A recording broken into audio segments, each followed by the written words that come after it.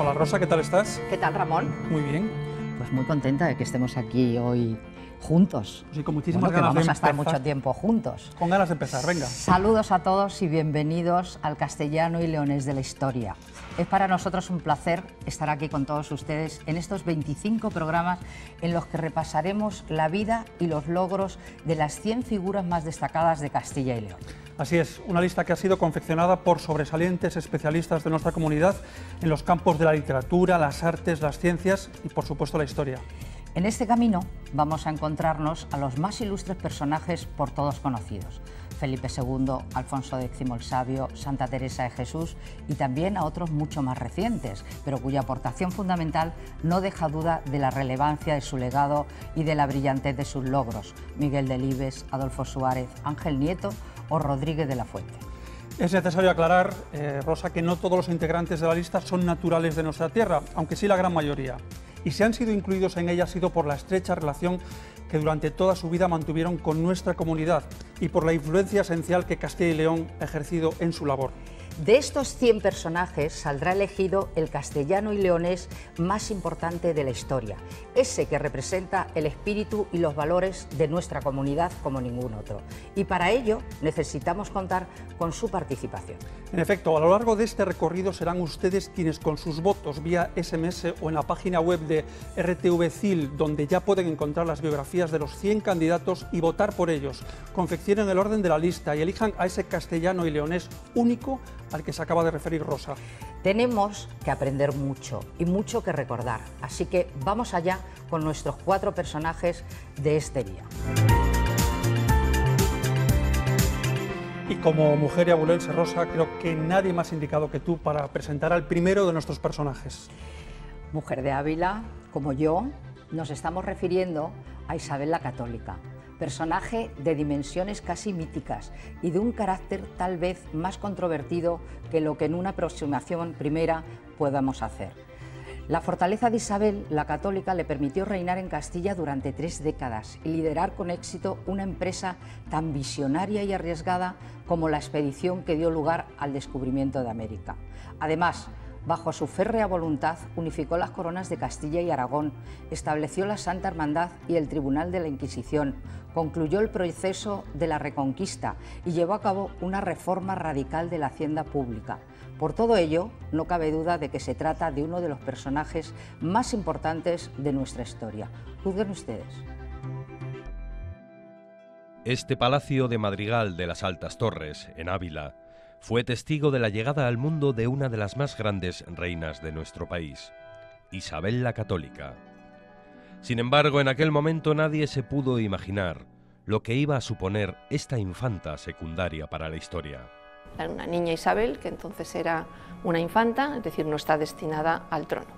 A pesar de no nacer como heredera de la corona de Castilla, enseguida se interesó por el mundo que rodeaba a la monarquía. Su afición por la cultura, su capacidad de mando, su propia independencia. Ella ya con 17, 20, 21, 22 manejaba los hilos políticos perfectamente y tenía una gran confianza en su futuro.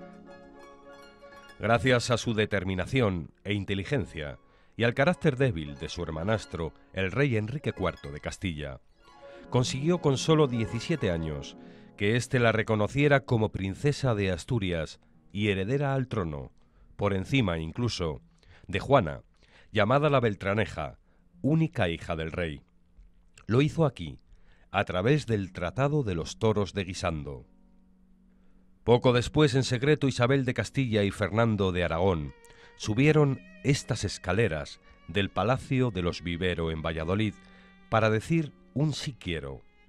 Un enlace que obedeció a toda una estrategia política de Isabel para guardar la corona de Castilla. Un miembro de la familia Trastámara, varón, podría competir con ella.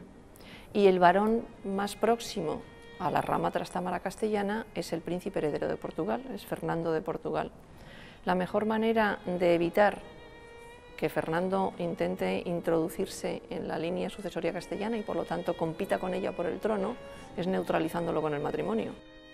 A partir de esta unión y después de la muerte de su hermano Enrique IV, Isabel, ya coronada como reina de Castilla, consiguió todo lo que puso en su punto de mira.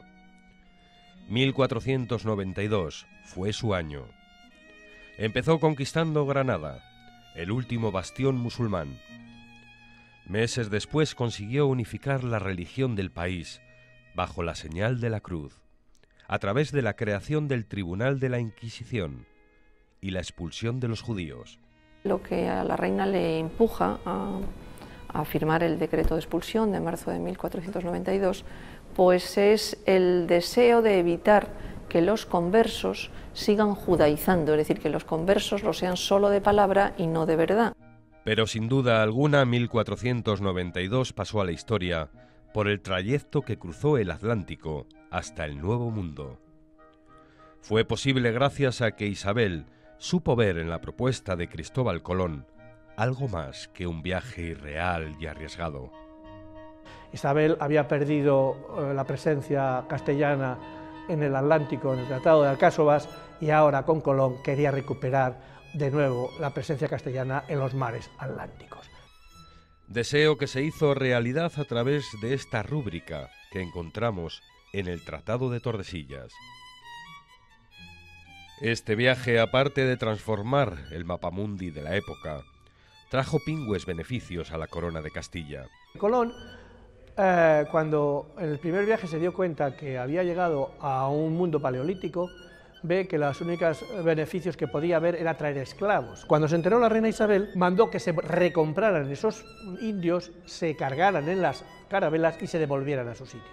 Y desde entonces tuvo su línea política respecto al trato de los indios muy clara. Eran súbditos de la corona castellana y tenían que ser tratados como tales. Y es que Isabel fue como una madre para sus castellanos. Se llegó a preocupar por aspectos sociales que apenas se tenían en cuenta en aquella época. Organiza un hospital en la corte para atender a sus miembros, organiza pequeñas escuelas para el príncipe, para las infantas, para los hijos de nobles que están en la corte. Y hasta veló por los derechos de la mujer. Se ocupa por detalles o por cuestiones a veces relacionadas con malos tratos a mujeres. Con 53 años de edad, un cáncer de útero la dejó postrada en la cama, lugar desde donde pronunció sus últimos deseos. Está dictando el testamento ante su notario, ante Gaspar de Gricio, rodeada por los testamentarios y por su familia, entre ellos su esposo, el rey Fernando, y el futuro del reino, su hija Juana. Un testamento que fue más allá del mero reparto de bienes. Habla de los derechos de las personas, de los indios en este caso, en América. Entonces, bueno, esa manera de enfocar la relación con esas nuevas gentes, en algunas interpretaciones se considera como un inicio de lo que podía ser un catálogo, un decálogo de derechos humanos. En 1504, Isabel descansó eternamente, habiendo cumplido uno de sus mayores propósitos.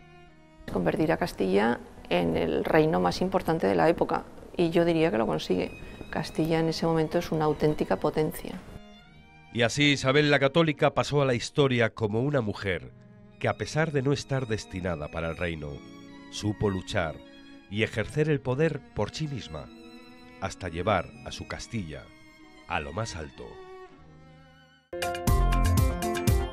Este ha sido uno de los 100 candidatos a convertirse en el castellano y leonés de la historia. Entra en rtvcyl.es para conocer más sobre los 100 candidatos. Elige el tuyo, vota y dinos por qué. Además, votando ahora en la web o desde tu móvil, podrás conseguir increíbles regalos y 10 fantásticos premios en metálico. Tú decides quién será el castellano y leonés de la historia. Todo un legado, un personaje que daría para varios programas y que seguro que obtiene un puñado de votos. Hemos empezado con una de las joyas de la corona, pero toca ya pasar a nuestro siguiente personaje, con el que casi no tenemos que desplazarnos en el tiempo y en gran medida vinculado al anterior. Efectivamente, Rosa, estamos hablando del célebre conquistador Juan Ponce de León, quien, como su propio nombre indica, nació en Sant Hervás de Campos, provincia de Valladolid. Bueno, y quien sus viajes llevaron muy lejos de la actual capital castellana. Bueno, hasta otra punta del mundo en realidad, un expedicionario incansable cuyo carácter intrépido le llevaría a conquistar Puerto Rico y descubrir la Florida, uno de los estados más representativos de Norteamérica y del que precisamente el pasado marzo se cumplió su 5º centenario. De estas conquistas y asentamientos se valdría el Reino de España para expandir el dominio del imperio en las décadas siguientes.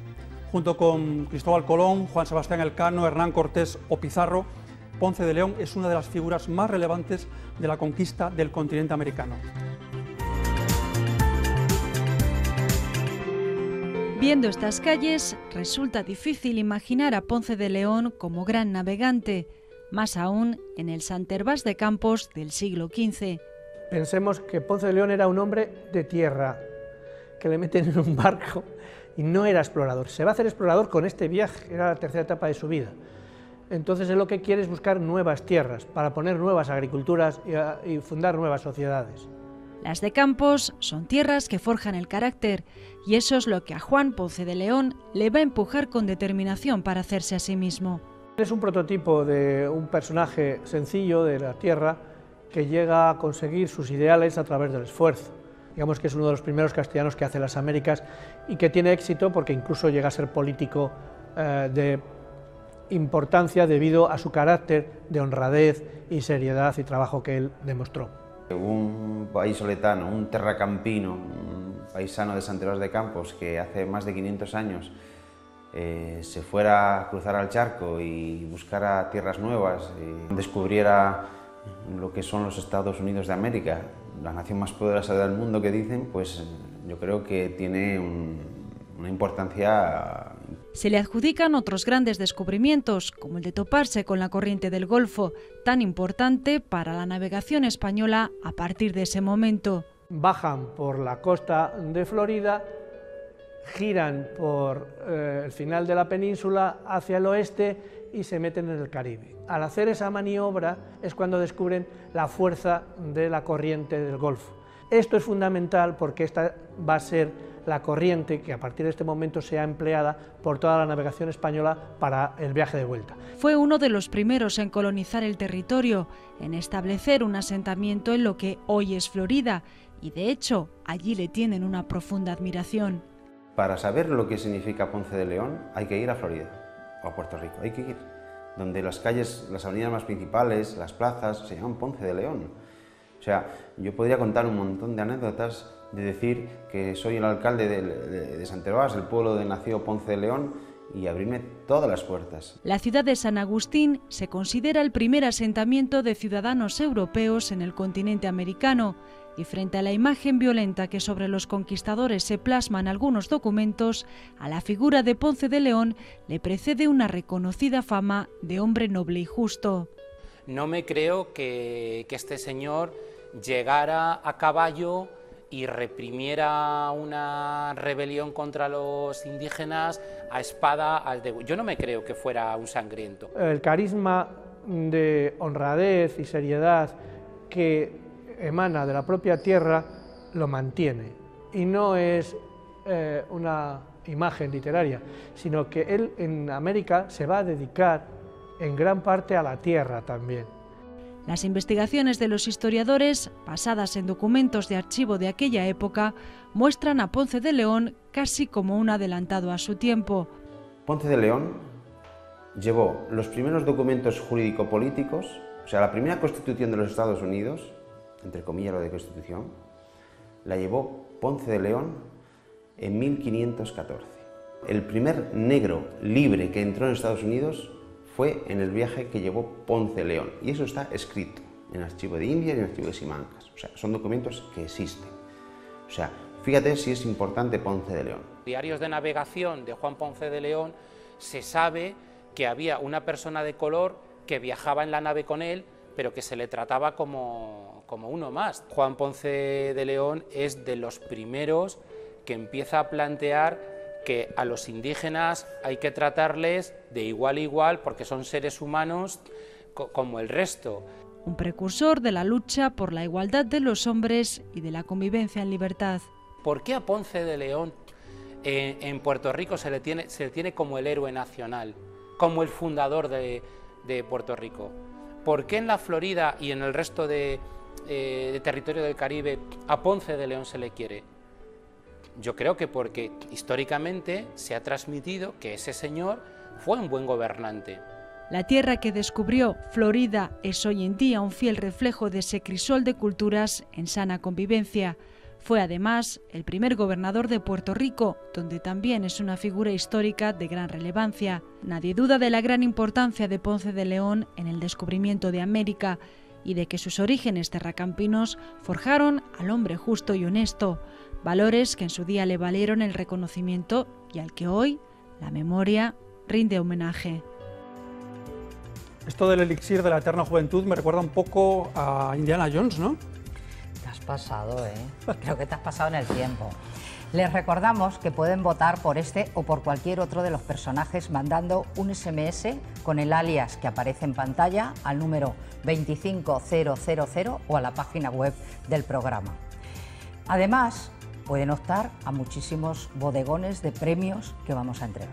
Sí, profundizar en las biografías de los 100 candidatos, dejar sus comentarios y difundir sus preferencias por las redes sociales. Cuanto más se mueva su candidato a castellano y leonés de la historia, más posibilidades tendrán de ganar. ¿Y ustedes con él? Porque además muchos regalos y hasta premios vamos a entregar en metálico. Y como supongo que nuestro siguiente personaje no será Indiana Jones, Rosa, no. Cuéntanos a quién tenemos. Bueno, pues se trata de una figura que nos es mucho más cercana en el tiempo, pero también envuelta en la leyenda. Buenaventura Durruti, para entender la importancia de Durruti, hay que situarse dentro del agitado clima social de la Segunda República, que daría lugar al estallido de la Guerra Civil. Durruti se convierte en el máximo exponente del movimiento anarquista del siglo XX, cuyos ideales de justicia han permanecido hasta el día de hoy en el corazón de la gente. Durruti era carisma, era lucha, y con el paso de los años su imagen no ha dejado de agrandarse. Más allá de la ideología de cada cual, no hay duda de la nobleza de fondo que impulsó todas las acciones de este leonés universal.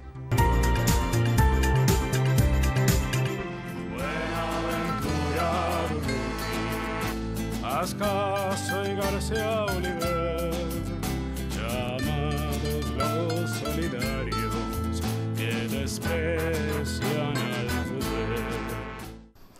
Buenaventura Durruti fue básicamente un trabajador. Él fue un obrero y esa es su principal virtud y su principal característica.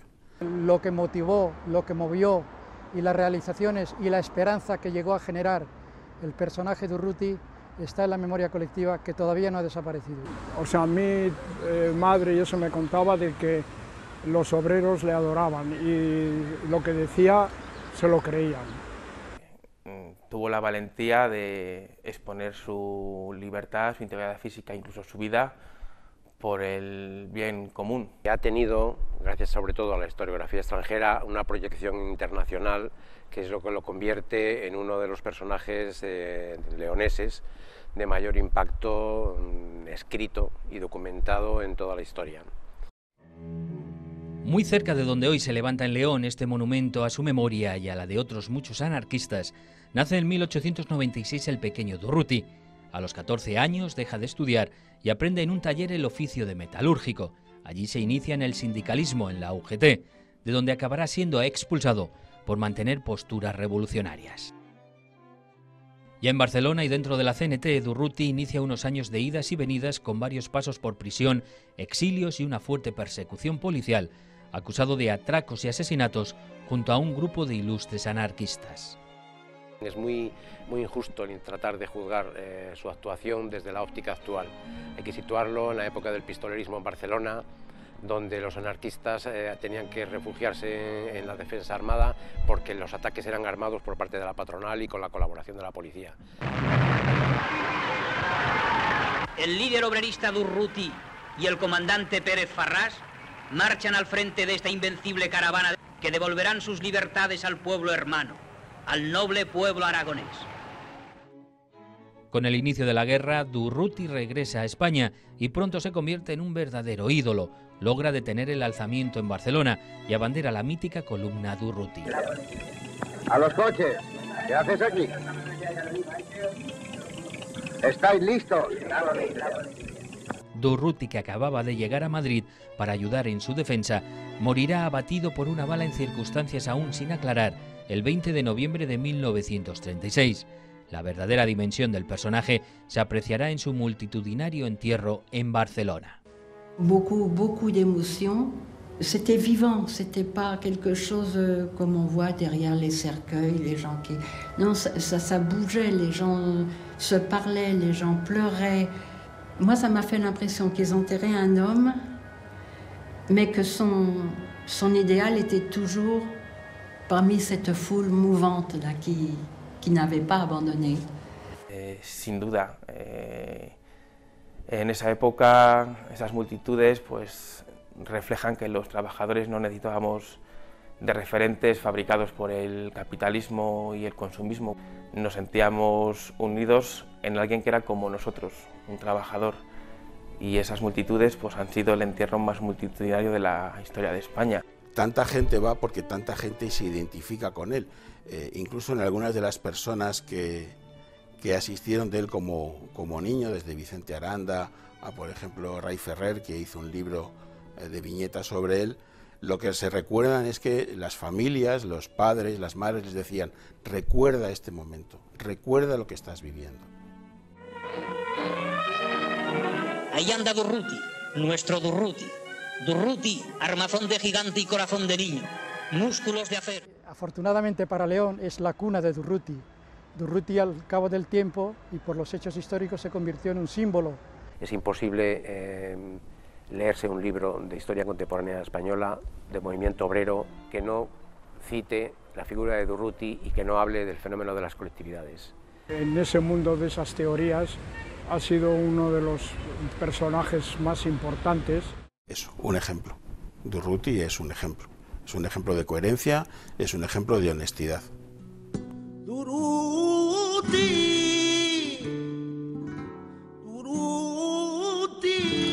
no ha muerto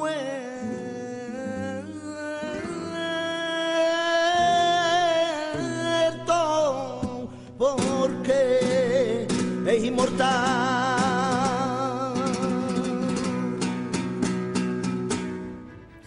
Qué importante siempre el espíritu revolucionario, Rosa, aunque no llega a buen puerto. Ya lo creo, Ramón, ya lo creo.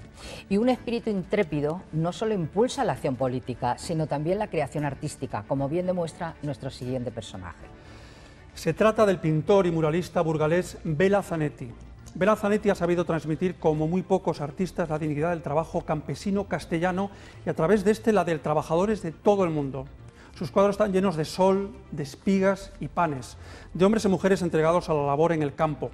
Zanetti fue capaz de llevar su pintura de raíz castellana a la sede de la ONU, reconocimiento que demuestra la honestidad de su búsqueda artística, la calidad de su obra y la universalidad de su mensaje.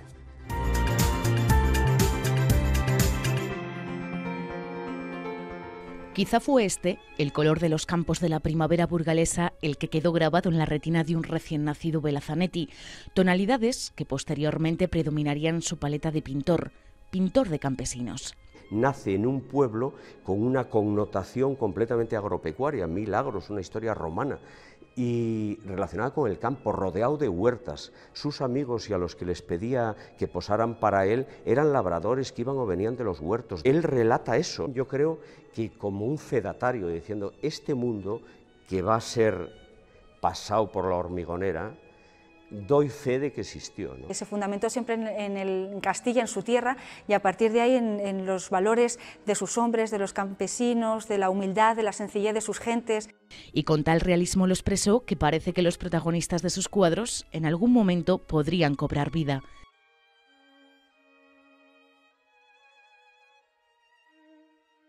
Se evidencia pues, ese carácter de estas personas que están, sus rostros trabajados por el sol, por el esfuerzo diario, silencioso, callado. Se hizo con una capacidad de captar a las personas, sus rasgos más esenciales, las manos, los ojos.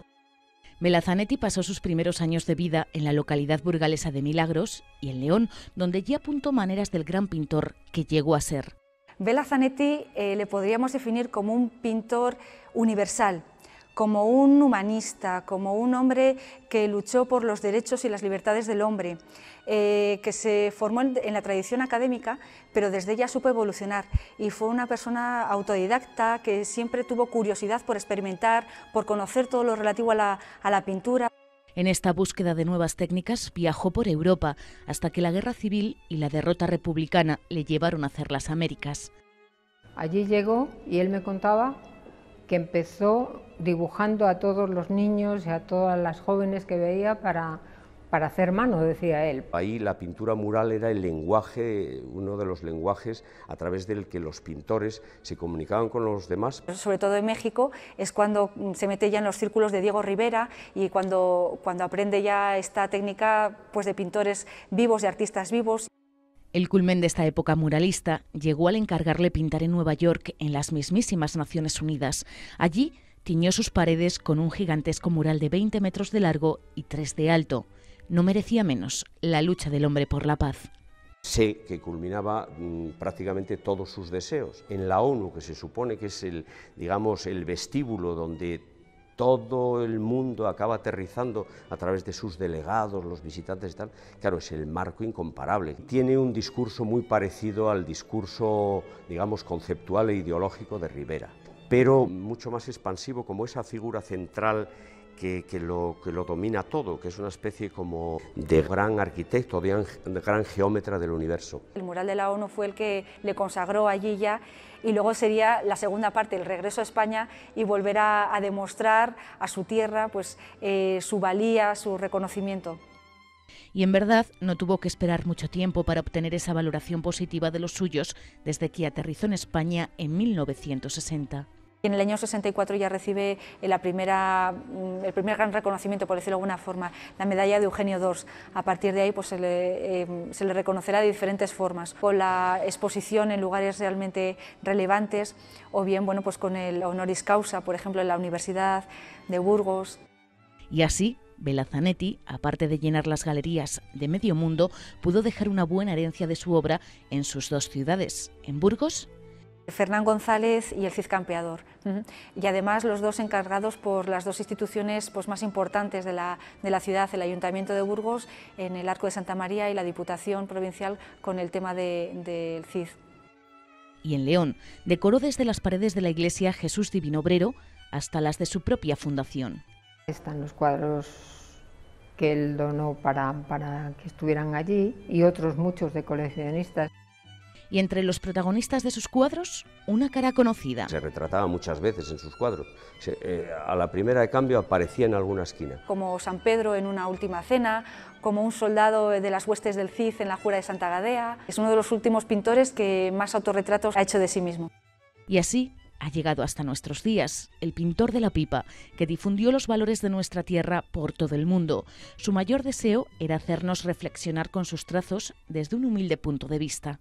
Quiero que esos hombres se contagien de la vitalidad que hace falta, del riesgo, del coraje. No el pintor es lo de menos. Yo siempre he dicho que soy un artesano del arte. Preciosos cuadros los de Zanetti, porque tienen una fuerza inigualable. Y con él hemos llegado ya al final del programa. Recuerden, pueden votar tanto por vía SMS con sus teléfonos móviles, con un SMS al número 25000 o bien a la página web de Radio Televisión de Castilla y León. Los personajes de hoy han sido Isabel la Católica, el conquistador Juan Ponce de León, el activista Buenaventura Durruti y el pintor Bela Zanetti. A todos ellos pueden votarlos vía SMS o, como les decía Rosa, en nuestra página web. A ellos y a cualquiera de los 100 candidatos. Por supuesto. Y les emplazamos al próximo programa, donde nos esperan otros 4 personajes que sin duda serán de su interés. No se olviden de votar, ¿eh? Hasta luego. Adiós. Entra en rtvcyl.es para conocer más sobre los 100 candidatos.